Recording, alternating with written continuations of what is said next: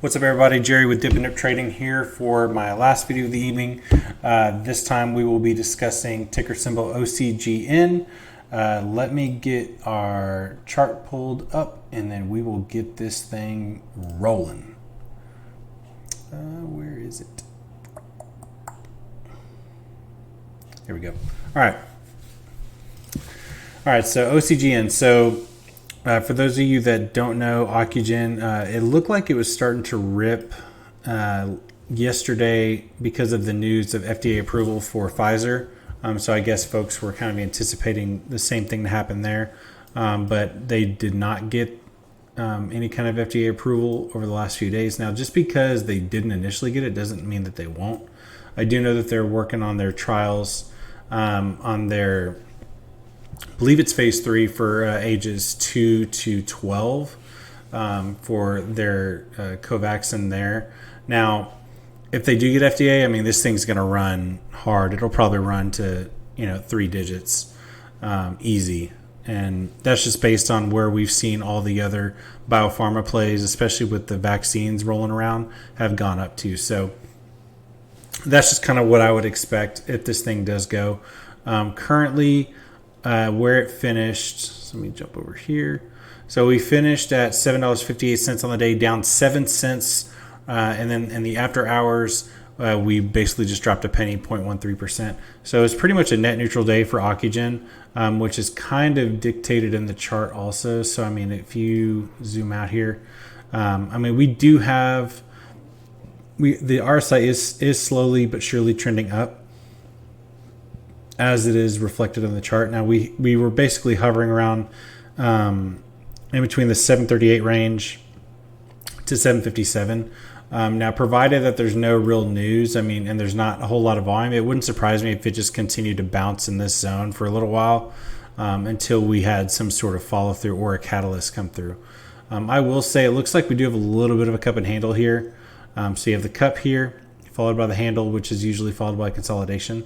Now, it's not always a positive indicator for, that favors the bulls. Now, a lot of the times, though, I would say it does favor bulls, but it could be something that could lead to, a run up to 764 and then a fake out breakout, and then it gets hammered down by, a short ladder attack or something. So just be very, very wary of your position and when you're looking to enter. And please make sure that you guys are planning your trades accordingly. And it's kind of cliche, but you want to plan your trades and trade your plans. So you want to always have a plan whenever you're entering a position and also whenever you're exiting a position. So personally, what I would do if this were me, and again, this is just my opinion, it's not financial advice. Because we have support and resistance in this strong area of 738, honestly, I would look for that to be a point of entry. Or even you can set it as a stop loss. Like, let's say we have a little bit of a dip tomorrow, but then we bounce.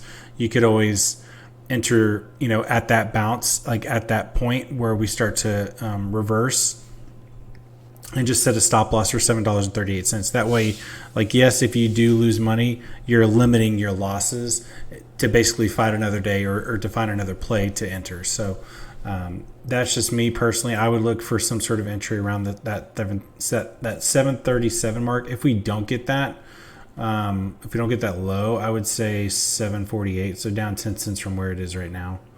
Let me mark that 748.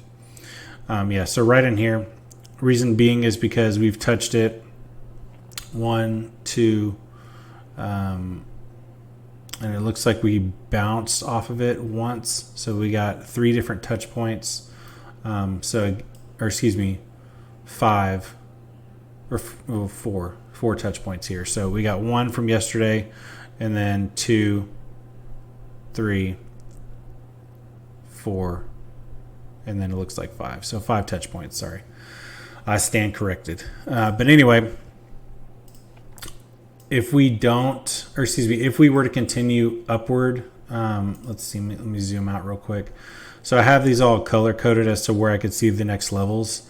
I was pretty much spot on for us bouncing off of that 685 mark, which is exactly what we did last week. and we've basically just been in an upwards trend from there. We had a massive reversal, which has been great to see in terms of the stock and where it was at for so long. Now, I would expect if we do continue up, you got your next levels around, let's see, so we broke that. So we got 766 and then another at roughly 788. I would say even the 778 looks like a little bit of a level right in there. Because we've touched it 1, 2, 3, 4 times. So we've touched it 4 different times and we've gotten rejected those 4 times. So to me, that looks like a pretty good key level, 788, and then obviously you have your psychological levels right at $8, and then $8.50, $9, and so on. So what's been also great to see is, let me zoom out a little further, is we've been honoring this ascending level of support here. So honestly, if we can continue this and continue riding this, I mean, if we can break out of this at some point further down the road, I mean, we're looking at end of September, October, just based on, just based on where this chart is heading. We could very well see some sort of breakout in the fall, or we could see it sooner. It really just depends. One thing to keep in mind, again, as a reminder, is the catalysts or any kind of news that comes out will trump all technical analysis, whether it be good or bad. So definitely keep that in mind as well. And a lot of that stuff is not really predictable. I mean, you don't really know it's coming out unless you're on the inside or you have somebody that you know that's on the inside. So that will pretty much do it. Let me, real quick before I go, let me jump over. I want to look at the Ortex data for Ocgn because I know it's been pretty heavily shorted.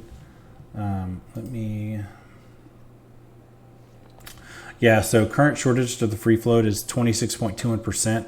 Today, there was 12.15 shares returned, and then just over 10.5 million borrowed against it. So almost a net neutral day, which kind of makes sense in terms of how the chart was, because it was also net neutral on the day.